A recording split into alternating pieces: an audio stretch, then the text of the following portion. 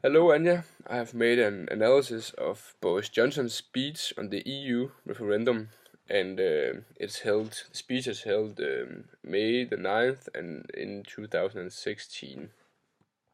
And my outline for the presentation is that first of all, I want to give a short introduction to the speech. After that, I will tell you about Boris Johnson's argumentation in general, and after that, I will talk about imagery and rhetorical devices, including motive appeal.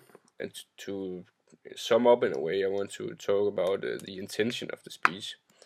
And finally, I'll put the text into perspective to something else.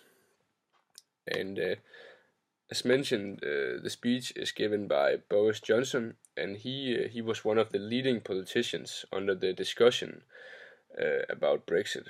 And he is part of the Conservatives, which is one of the two biggest parties in the UK. You can say that the context of the speech is that it's held 2 weeks before the crucial Brexit referendum, and in that relation, it's a very important speech. And therefore, you can say that the receivers of the text are all people in the UK, as because of the size of the Brexit discussion. The main claim in the speech is that Johnson believes that UK must leave EU, and we can see very clearly in the last line of the speech, where Johnson says, "Vote leave on June 23 and take back control of our democracy." In relation to this claim, Johnson has many different grounds to support it. And as you also can see in the before mentioned quote, he states that the EU compromises the democracy and independence in the UK. In that relation, he also has another ground saying that that EU is anti-democratic. This we can see in page 1, line 2, where he says, "We began decades ago to curry the anti-democratic absurdities of the EU." And in that way, he also defines the EU as the enemy to the UK and democracy in general, and therefore he wants people to vote leave. In the speech, Boris Johnson uses different kind of imagery and rhetorical devices to support his claim. And this we, for example, can see in page 1, line 6, where he says, "We can see the sunlit meadows beyond." And this, you can say that this quotation is an example on Johnson's use of imagery. This phrase, sunlit meadows, with this phrase he tries to underline how great things will be in UK after the referendum if people vote leave. And in that way, he's trying to convince the people of UK how beautiful the UK could be if they vote leave.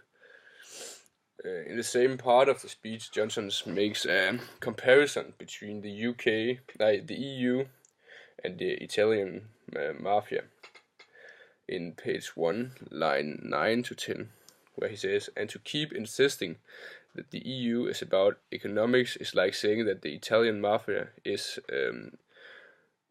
interested in olive oil and real estate." You can say that the EU all over the world has a good reputation when it comes to economics, and in many countries, many members of the EU is part of EU because of economic goods. But when Johnson uses this comparison, he says that the EU is definitely not just about economics, and also has many bad and negative sides, like an Italian mafia. The speech is mostly dominated by pathos and logos when it comes to motive appeal. pathos we can see in page 1, line 11, um, where he says the independence of this country is being seriously compromised. And when you hear this line, you kind of get the feeling that it's the UK against the world, and or against the EU, and in that way you can see that Johnson tries to appeal to the national feeling in his receivers, and therefore it's also an example of the use of pathos. And to kind of boost this national feeling, he keeps repeating the word "we," and for example, in page 2, there is 4 sections in a row where he says we as the first word, and that way it becomes clear that the UK is this beautiful country which is up against the EU as the enemy. And then in the last part of the speech, Johnson uses logos. He repeats the word between 3 times. In that way, you can also say that repetition is an important rhetorical device in the speech. But he repeats the word between 3 times, and in that way, he tries to make a clear choice for the receiver.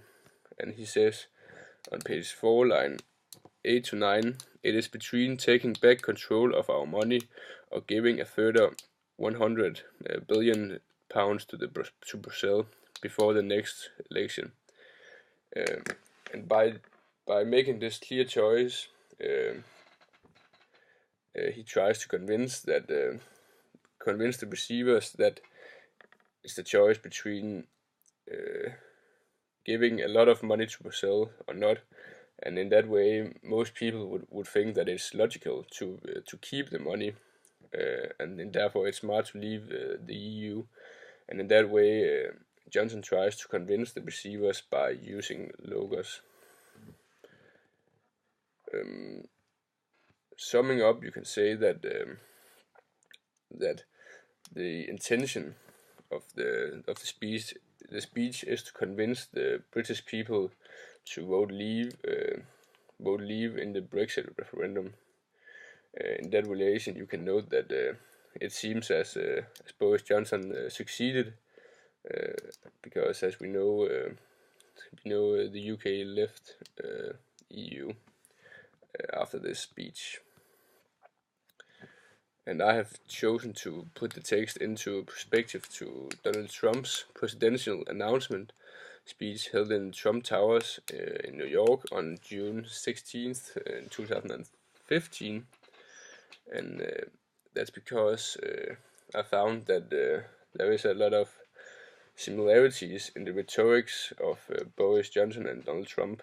And in that relation, one of the most obvious similarities is that both Trump and Johnson mention a clear enemy in their speeches, whereas the enemy in Johnson's speech is the EU and the rest of the world.